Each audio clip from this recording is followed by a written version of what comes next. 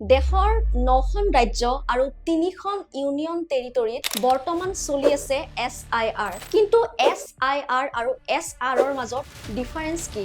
D ভোটাৰসকলৰ কি প্ৰভাৱ পৰিব এই SR প্ৰক্ৰিয়াৰ জৰিয়তে? বহিৰাজ্যৰ কোনো নাগৰিকে আহি অসমৰ ভোটাৰ তালিকাত নাম সন্নিৱিষ্ট কৰিব পাৰিব নেকি?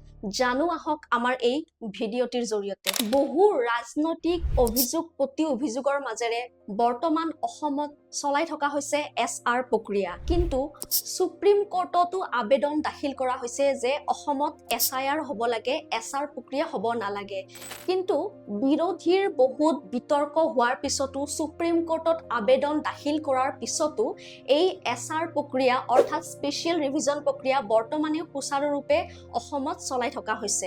আমি যদি সহজ ভাষাত বুজিব চেষ্টা কৰোঁ যে SIR আৰু SR মানে কি, তেতিয়া আমি বুজিবলৈ সক্ষম হ'ম যে কিহৰ বাবে এই বিতৰ্কটো বিৰোধীয়ে অথবা সাধাৰণ নাগৰিকৰ মাজত এটা প্ৰশ্ন হৈ পৰিছে।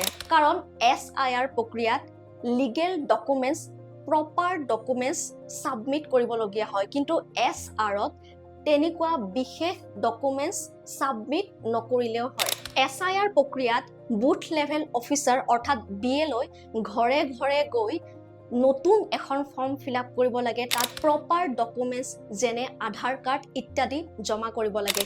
SIRৰ তুলনাত SR প্ৰক্ৰিয়াটো এটা সহজ প্ৰক্ৰিয়া, কিয়নো ইয়াতে কোনো ডকুমেণ্টছ ছাবমিট কৰাৰ প্ৰয়োজন নাথাকে। কিন্তু SIR প্ৰক্ৰিয়াত প্ৰপাৰ ডকুমেণ্টছ ভেৰিফিকেশ্যন কৰা হয়। কিন্তু SIR প্ৰক্ৰিয়াটো অসমত কিয় হোৱা নাই? ইলেকশ্যন কমিশ্যন অফ ইণ্ডিয়াৰ তথ্য অনুসৰি অসমত NRCৰ প্ৰক্ৰিয়াটো এতিয়াও সম্পূৰ্ণৰূপে হৈ উঠা নাই। NRCৰ তালিকা এতিয়াও প্ৰকাশ হোৱা নাই। সেইবাবে এই প্ৰক্ৰিয়া জটিল আৰু কঠোৰ।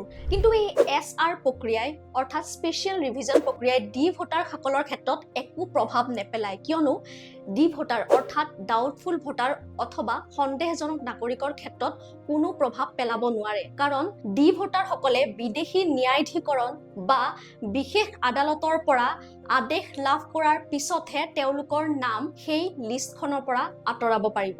SR অৰ্থাৎ স্পেচিয়েল ৰিভিজনৰ মূল লক্ষ্য হৈছে যে 2026ৰ বিধানসভাৰ নিৰ্বাচনৰ পূৰ্বে এখন শুদ্ধ আৰু ভুলমুক্ত সঠিক ভোটাৰ তালিকা প্ৰস্তুত কৰা। এই প্ৰক্ৰিয়াত BLO অৰ্থাৎ বুথ লেভেল অফিচাৰসকলে ভোটাৰসকলৰ ঘৰে ঘৰে গৈ তেওঁলোকৰ নাম শুধৰণি বা মৃত ব্যক্তিসকলৰ নাম আঁতৰোৱা এই প্ৰক্ৰিয়াবোৰ সুচাৰুৰূপে পালন কৰি আছে। কিন্তু এই প্ৰক্ৰিয়াৰ আন এটা মূল লক্ষ্য হৈছে যাতে প্ৰতিটো ভোট কেন্দ্ৰত 1200তকৈ অধিক ভোটাৰ হ'ব নোৱাৰে। কিন্তু বিৰোধীয়ে দিয়া অভিযোগ অনুসৰি এই স্পেচিয়েল ৰিভিজন প্ৰক্ৰিয়াত কোনো প্ৰপাৰ ডকুমেণ্টছ ছাবমিট কৰিবলগীয়া নাই হোৱা। সেইবাবে কোনো বহিৰাগতৰ এই সুবিধা লাভ কৰিব অথবা তেওঁলোকে নিজৰ নামটো অসমৰ ভোটাৰ তালিকাত সন্নিৱিষ্ট কৰিব পাৰে নেকি বুলি তেওঁলোকে এটা অভিযোগ উঠাইছে। কিন্তু বিৰোধীয়ে জনোৱা অভিযোগ কিমান দূৰ সত্য প্ৰমাণিত হয় সেয়া সময়ত দেখা যাব। কিন্তু আপোনালোকে কি ভাবে, বহিৰাগত কোনো লোকে আহি অসমৰ ভোটাৰ তালিকাত নিজৰ নাম সন্নিৱিষ্ট কৰিব পাৰিব নেকি? সেয়া আপোনালোকে কি ভাবে আমাক কমেণ্ট ছেকশ্যন যোগে জনাব পাৰে। ধন্যবাদ।